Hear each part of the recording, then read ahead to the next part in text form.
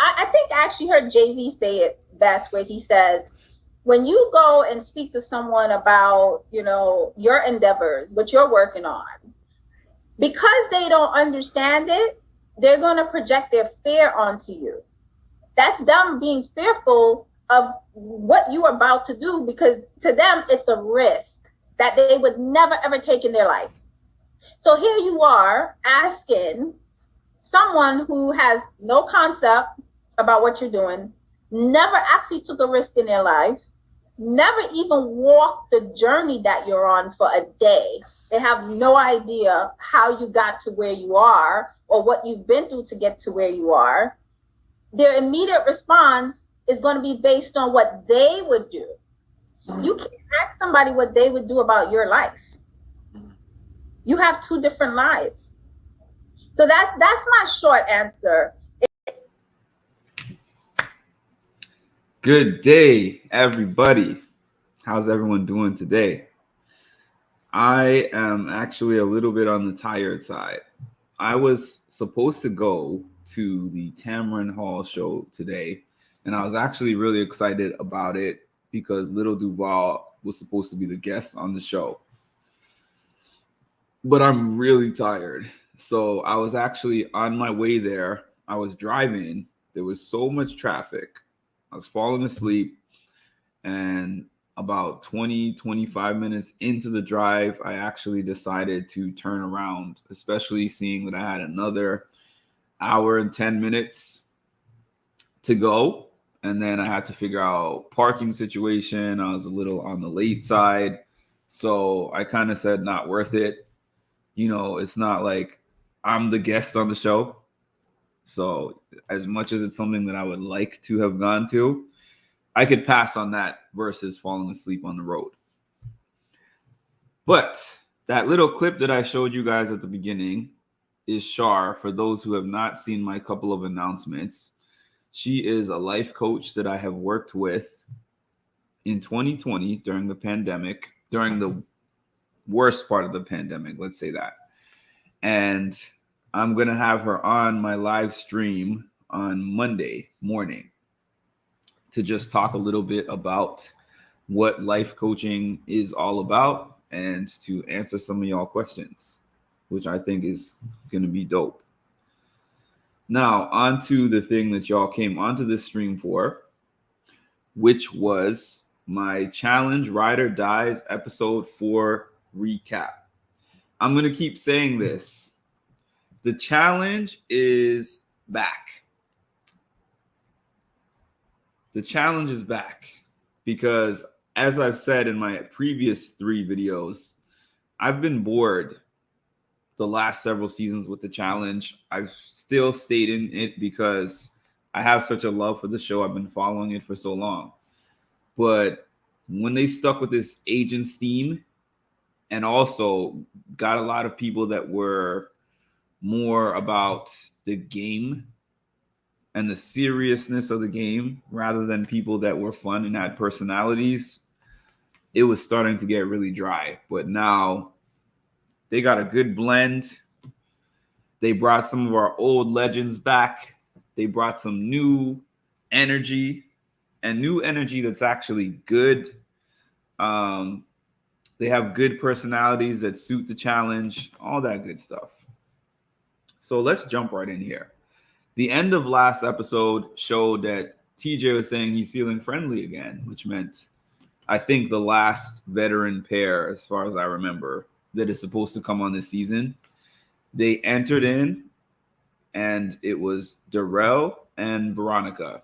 Now, again, I don't think present day Veronica, is the strongest competitor. I love Darrell, but either way, I like the dynamic of adding the vets in there, and we'll see what they can do.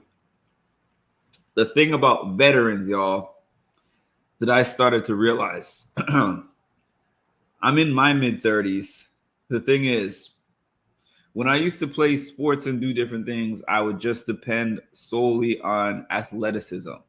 So that's what a lot of the rookies bring to the table. Once you get on that court as an adult, you start to get these old man tricks where you're like, I know that these 20-year-olds are faster than me, stronger than me, more stamina, but I've been doing this longer, and I know how to win. So we'll see how that all plays out. Anyways, I digress. So here we are. Tommy and Annalise. We get into this conversation with Tommy and Annalise. I want to play this quick sound bite. Let's see if it works. Big brother vibes. Yeah, big brother vibes. Big brother vibes. Yeah, big brother vibes. Big brother vibes. Yes, Van Hoot. Yes, Van Hoot. Johnny is back. Johnny is back on this season. Big brother vibes. That's what Devin said in the last episode. The thing about Big Brother players on the challenge, both the Challenge USA that just happened and the main state challenge, nobody trusts them. And the thing is, now I've seen Survivor. Thank you. I appreciate that. Now I have seen Survivor. I've seen Big Brother, and I've seen the challenge. I know there's other competition shows out there, but it's funny. Even though they have to lie on other shows, everyone feels like the lying on Big Brother is worse than the lying on the other shows. And I think it could be. Big Brother, it's like you have to be, I don't know. They say some people win without lying, but it is what it is. So it's showing Olivia talking to Tommy and Annalise in this scene and basically just calling them out and saying that she can't trust them because they made a deal with her and Horacio and they recanted on the deal. I don't know how Tommy and Annalise were on Big Brother because I didn't see that season. I don't like them on the challenge. And it's weird because every time they have a scene with them, I just see High School Musical violins playing. I don't know. Like, are they this dramatic all the time? Are they acting? This is how they were on Big Brother? I don't know. I'm tired of them. So Olivia's calling them liars and calling them floaters and saying that Horacio doesn't even want to talk to them. Then we go to Horacio, who is getting a pep talk from Laurel, of all people. I said this in the last video. Laurel always tends to want to get together with the stronger players. And Horacio is one of the stronger players on this season. So she's talking to him. She's hugging him. I don't know what happens. Something that I've noticed that they're doing is they will show everyone up to the point of the hookup, but they're not showing the actual hookup. So I don't know what they did. But anyways, they were giving each other a lot of hugs and a lot of love. Amber. Shout out to Amber. I forgot to say this at the beginning. I skipped this in my note. Amber B. Last episode, I'm like, has Amber even been in this season? Because she's in no scenes. I remember when Amber first got on the challenge, all the drama was like centered around Amber. I guess Amber, maybe Chauncey being there, has kept Amber from being the center of attention when it comes to the drama. But yeah, they showed her saying that she's happy that Darrell is there. She's got her man there, and she's got her boy that she bonded with, Darrell, on the show.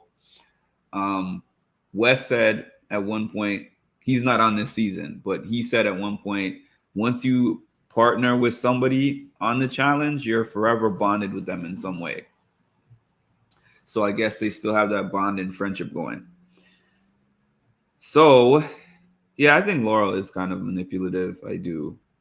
She gets hate a bit too much. I did not really like Laurel at any point.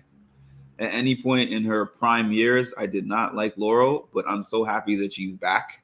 Maybe absence makes the heart grow fonder. So after the Horacio and Laurel scene, Chauncey said that Amber is basically on the bottom of the Vets Alliance, which is probably true. The Vets don't like her for whatever reason. I guess because she won so early, and some people thought she didn't deserve it. And there's this spin on Amber being untrustworthy. I don't know. The whole Fessy thing. So anyways, Amber B is basically willing to work with the rookies in this season, just like what Jay is doing. So we're going to see how that pans out over time. It cuts to a scene of Colleen and Kim, and then showing like Colleen and Fessy. Colleen was like, Fessy said I'm wifey type, blah, blah, blah. It showed a scene of Fessy and Colleen in bed. I'm not calling him Fessel anymore because I said I will only call him I'll only call him Fessel if he's not messy this season. But yeah, he's hooking up with Colleen. That's kind of standard Fessy stuff. And they played the Love Shack music. Love Shack, baby, Love Shack. So then Jordan and Tori, I don't know what they did, but I do know that they got in that bed together and said it's because they have a history together and because it's comfort for them. So again, they just showed them getting in the bed. We don't know what they did. I can only assume. Is Amber partially black? Yes, she is. I can only assume that Tori and Jordan had some kind of thing going on, because I don't think that this ex-couple is just going to sleep in the bed for no reason. And then they show Nelson and Olivia. So they just put a whole segment together of all the, I guess you could call them showmances that are going on in this season, which is kind of interesting. Filler, but also interesting. Because the Challenge USA basically showed us none of that type of stuff. So let's see. One thing that I've noted about this new season, excuse me. One thing that I have noticed about this new season is that they have somewhat followed the Challenge All-Stars formula that they were using. They have great theme music. I mean, they have great music, so I guess they're spending the money to get this music. So they had the Rough Riders anthem playing as they all walked out to the daily challenge. So as soon as we saw the daily challenge, it was a heights challenge. Veronica had said something about heights earlier, and everyone made kind of Darrell jokes about the heights, because Darrell, thank you. Darrell is good with anything on the ground, but he always has trouble with these heights challenges. One thing that I give Darrell credit for, with the exception of, I think, the last season that he was on, where there was a heights thing that he refused to do and said, I'll just go into the limb. For the most part, despite having this terrifying fear of heights, he still gets up there and does it. So I have a respect for that. Veronica said she respects Darrell. I respect Darrell. So a whole bunch of these people were on this apparatus. One of them had to hang in the air over this building, overlooking this building, which is a nightmare for me. And then the other partner had to run, grab them, and they had to get the flag. The first several partners were trying a strategy where the person who jumps to grab the partner does not grab the flag. The person who is hanging on the apparatus, they reach for the flag. So we finally get to Jordan and Anissa. Jordan is one of the smartest challengers in history of the challenge. One of the smartest and one of the best. So they're the first ones that come up with that strategy. Well, of course, because of his hand, he wasn't going to be the one that was going to be able to hold the apparatus. But either way, Anissa had to hold herself up while he runs, jumps, grabs her, and he was the one who reached for the flag. And they were the first team to be able to accomplish this, which was dope. They showed the whole slow-mo. Jordan's the man. I never used to like Jordan, but I always respected him as a competitor. I love competition. Jordan's the ultimate competitor. Even that challenge when he specifically flipped all those cards to get Johnny and lost, I'm still like, yo, that took balls to do that. People are like, that was a huge mistake. I think it's one of the things that makes Jordan legendary. Again, I'm looking at Tommy and Annalise, terrible in the daily as usual. And I'm like, do they know what game they signed up for? We know that they love each other and they're brother and sister, all that stuff that they're saying. But this is the challenge, man. This is the challenge. You got to be better than that. So we get to Nelson and Nurys. And sometimes you can tell who's about to win something because of all the foreshadowing they do. I think that I could tell that they were about to win this particular daily, so they win. They were one of the only two teams that completed it, and they did it. They held on the longest to get that done. Nelson, with his one-liners that he always does, he says, "With great power comes great responsibility," and I'm not a very responsible guy. That's funny. So Olivia asked to be put in because Nelson and Nurys were talking to Olivia and Horacio, and Nelson was basically like, you know that I like you, but for the game, it's the best move to actually put you in. So Olivia is basically saying at this point, you know what? I think that you guys should not put you in, actually. They pick 4 people for deliberation. So she wants to be one of those 4 teams, but she does not want to go in and compete in the elimination. So she gets this plan or this idea that they get put on the block. And then after they get put on the block, they make deals with 2 of the teams to make sure that they don't get put in. So I'm thinking to myself, maybe from all these Big Brother seasons that I've been watching, I'm like, this is not really the best idea. Thinking to myself, this is not a great idea. Why would you ever volunteer to put yourself in there? But I guess it was kind of like, this is the way the game is going.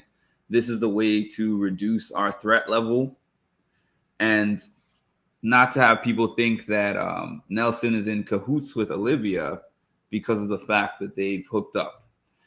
So, like I said, I thought this was a bad move or a dumb strategy. But the next day, whenever it was, when they put the 4 names up that they decided, which were Olivia, Horacio, Veronica, Darrell, Annalise, Tommy, Kim, and Colleen, when people saw Kim and Colleen there, they were saying that was a savage move.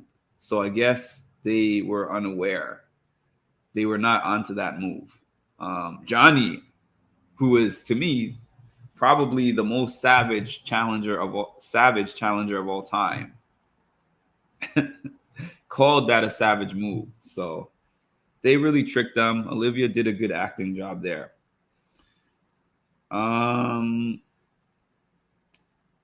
So we get to this elimination. We didn't even have to see if the strategy worked, because right away, Horacio and Olivia end up picking the safe dagger. So they were the ones that got to choose who they save and who goes into the elim. They chose to save Veronica and Darrell. So we get an elimination of Kim and Colleen and Tommy and Annalise. And at this point, I'm just thinking, honestly, I hope that Tommy and Annalise go home, because I'm really tired of them on the challenge. Like, we just keep seeing these emotional scenes of them crying, hugging, all that stuff. And I'm like, we get it, but you're not winning anything. So we go into that elim, and I think that all the vets were happy about this, because, again, we got 2 rookie teams going in. So the rookies are actually dwindling. If you think about it, we've brought in 3 veteran teams, I believe. They're all still there. None of those teams they brought in have gone into the elim.